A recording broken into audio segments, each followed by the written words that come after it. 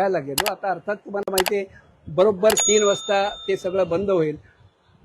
हा सगळा एवढा जेव्हा आपण जनसमुदाय घेऊन जातो त्यावेळेला रस्त्यातल्या ज्या काही अडचणी आहेत ह्या सगळ्या डोळ्यासमोर ठेवाव्या लागतात. 3च्या पूर्वी अर्ज भरणं ही पहिली प्राथमिकता आहे. त्यामुळे अर्ज चेक करणं आणि त्याच्यात काही चुका आहेत का हे बघणं हे माझं काम आहे. हे तर मी तुमच्यावर दिवसभर थांबू शकतो. पहिले दिलगिरी व्यक्त करतोय की इथे यायला मला वेळ लागला.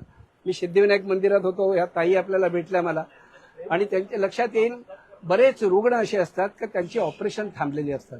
जवळजवळ दिवशी 700 ते 800 रुग्णांना आपण चेकद्वारे मदत करतो आणि अशा वेळेला ते सगळं टाकून येणं कठीण होतं. कालच्या दिवसात मला जाता आलं नाही आणि म्हणून सगळे जे मदतीचे अर्ज होते त्याच्यावर सह्या करून मी इथे आलो. मला कल्पना पण नव्हती का सगळे बंधू आपण इथे आहात, पत्रकार बंधू. मला तिथे अडवण्यात आलं याच्यावरच, त्या चौकाच्या इथे. मी म्हटलं याचा अर्थ, आणि काही तर कुठे कुठे भेटले होते आपल्यापैकी पत्रकार मित्र. उशीर झाला, दिलगिरी व्यक्त करतोय. काही आपल्याला त्रास झाला असेल तर माफी मागतो. उद्दिष्ट काही नव्हतं, उद्दिष्ट हेच होतं वेळेवर जाऊन तो अर्ज भरला पाहिजे. बऱ्याच अफवा म्हणजे आता मी यांच्याबरोबर मला कळलं जेव्हा आपण सगळे इथे आहात त्यावेळेला स्कूटरवरनं आलो, कारण गाडीत नेणं शक्य नव्हतं. मी तिकडनं परत आलो आम्ही दोघं जण. आणि हीच भावना की पत्रकारांबद्दल पूर्ण आमचा आदराची भावना आहे. त्यांना कुठेही काही म्हणजे चुकून आपल्याला कुठे जायचं नव्हतं, पण मला कल्पना नव्हती. मला तिकडे सगळा सैनिकांचा जनसमुदाय तिथे आला, त्यांनी गाडीत बसवलेलं, आम्ही चाललो. पुढे गेल्यानंतर कोणीतरी सांगितलं आपण सगळे पत्रकार शाखेत बसलात म्हणून मी आलो.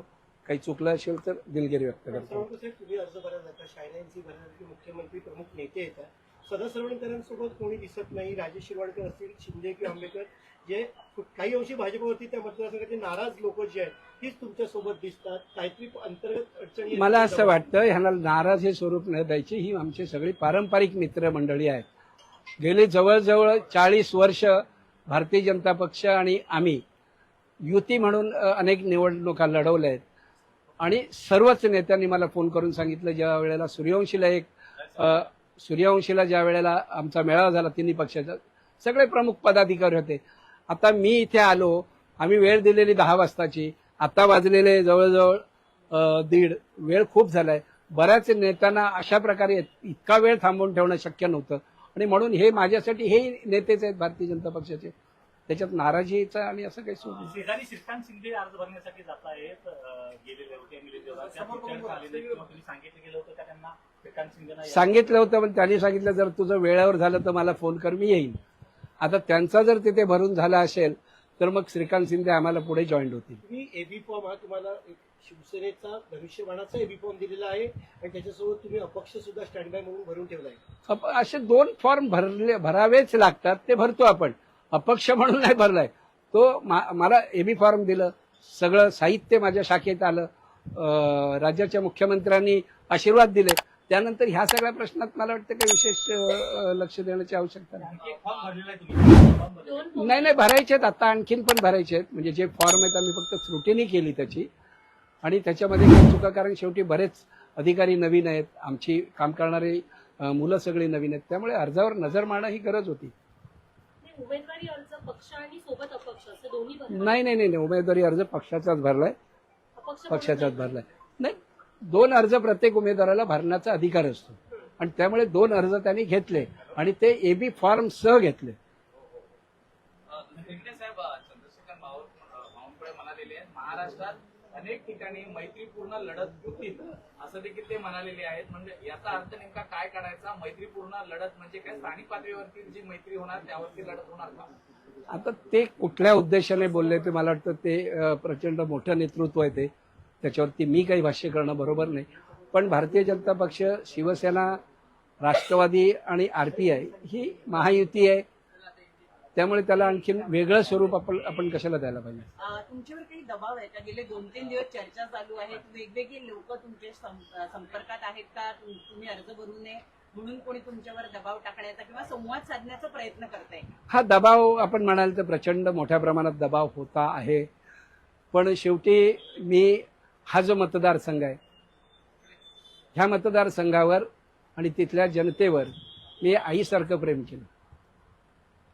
30 वर्ष मी या मतदारसंघात काम करतोय मतदारांनी सुद्धा मला भरभरून प्रेम दिलं आणि अशा वेळेला कोणी असं काही म्हणत असेल की काही तुम्हाला मागे घ्यायला पाहिजे, पुढे घ्यायला पाहिजे, मला असं वाटतं सांगणाऱ्याने थोडा विचार करायला हवा. आणि माझी मानसिकता हीच आहे, या मतदारसंघात माझ्यासारख्या सर्वसामान्य कुटुंबातल्या सहज भेटणाऱ्या उमेदवाराची गरज आहे. अशा प्रकारे जनतेची अपेक्षा आहे, मतदारांची अपेक्षा आहे, ती मी पूर्ण करतोय. नेमका कुणाचा दबाव आहे? आता दबावाची सगळी यादीच जर इथे सांगायला गेलो तर अजून निवडणुका आहेत पुढे. शिवाजी आज आम्ही पार्कमधनं काही दबाव आहे का? शिवाजी आता पार्क भागात? कुठून दबाव आला हे सगळं तुम्हाला माहिती आहे. तुम्ही जेव्हा प्रश्न विचारता त्या प्रश्नाची उत्तरही तुमच्याजवळ आहेत, पण मी कुठल्याही दबावाला तसा घाबरत नाही, तुम्हाला माहिती आहे. शिवाजी पार्क मधल्या शेजाऱ्यांकडून दबाव आला असं नाही हो, सर, श्रीनिवास वनगा कुठेतरी नाराज आहेत पालघरमध्ये उमेदवारी न मिळाल्यामुळे. 12 तासापासून ते कोणाच्या संपर्कात देखील नाही. तसं पाहता एकीकडे विश्वासाने ते आपल्या सोबत आले होते आणि त्यांना या ठिकाणी तिकीट नाकारल्यामुळे ते टीका देखील करतायत. काय होतं, ज्या वेळेला आपण निवडणुकांना सामोरे जातो त्यावेळेला पक्ष म्हणून पक्षाची भूमिका हीच असते की निवडून येणाऱ्या उमेदवाराला आपण तिकीट दिली पाहिजे.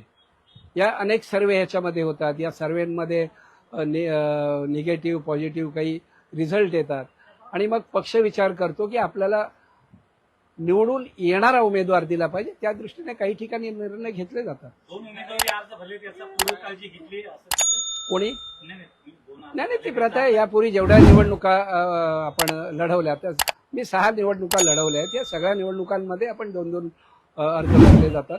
त्यामुळे मला असं वाटतं ते काही विशेष असेल. शेवटचा प्रश्न, एक शेवटचा प्रश्न. वनगा म्हणताय अमित ठाकरे तुमचे शेजारी आहेत. लहानपणापासून तुम्ही लहानाचं मोठं होताना त्यांना बघितलंय. ते आता यावेळेला तुमच्या समोर प्रतिस्पर्धी म्हणून उभे आहात.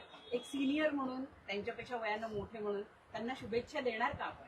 बघा, लोकशाही आहे, लोकशाहीमध्ये निवडणूक लढवण्याचा प्रत्येक अधिकार आहे आणि शेजारी म्हणून जरी विरोधी कोणी असला तरी सुद्धा आपण एकमेकाला शुभेच्छा देतो. ही महाराष्ट्राची संस्कृती आहे.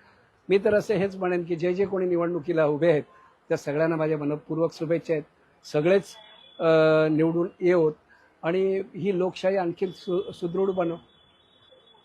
सर, एक मिनिट सर, आज पोलिसांकडनं लोकशाहीच्या प्रतिनिधीला रॅली कव्हर करताना घाटकोपरमध्ये धक्काबुक्की झाली आहे पोलिसांकडनं. कसं पाहता याकडे? कारण वारंवार अशा घटना होत चाललेल्या आहेत. आता पुढे देखील इलेक्शनचं कव्हरेज आहे, अशा प्रकारे हे असे प्रसंग जे आहेत घडत जातील. कसं पाहता? लोकशाहीमध्ये हा एक तिसरा स्तंभ म्हणून आपण आपल्याकडे बघतो. अतिशय महत्वाची भूमिका ही आपण बजावता.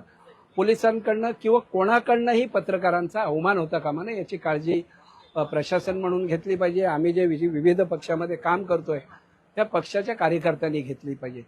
पत्रकार हे सत्य लोकांसमोर पोचवतात, सत्य समाजासमोर आणण्याचं काम करतात. त्यांचा मान सन्मान आपण राखला पाहिजे. आपल्या लक्षात येईल, मी रॅलीच्या अर्ध्या ठिकाणी गेलो, मला कोणीतरी कानात येऊन सांगितलं की पत्रकार शाखेत थांबलेत. मी रॅली तशीच सोडून दिली आणि मी आलो. ह्याचा अर्थ असा होतो की आपला सन्मान, कुठेही अवमान होऊ नये, ही आमची भावना आहे. मला राजेशजी म्हणाले आपल्याला जावंच लागेल. आमच्याकडे परत यायला गाडी नव्हती, त्या स्कूटरवरनं राजेशने स्कूटर चालवले आणि मी त्या स्कूटरवरनं बसून आलो. अर्थात हा एक सन्मानाचा भाग आहे, आपला आदर ठेवण्याचा भाग आहे आणि ही भूमिका सगळ्यांनीच बजावली पाहिजे. सरवनकर जी हिंदी में जानना चाहते हैं, आपने कहा कि बहुत दबाव था आपके ऊपर नॉमिनेशन फाइल नहीं करने का, फिर भी आज आपने नॉमिनेशन फाइल किया है, क्या कहेंगे? देखिए, मैं महायुति का उम्मीदवार हूं और जिनको भी यहाँ से चुन के आने का सपना है वो लोग दबाव डालने का कोशिश कर रहा था, लेकिन उनका कोशिश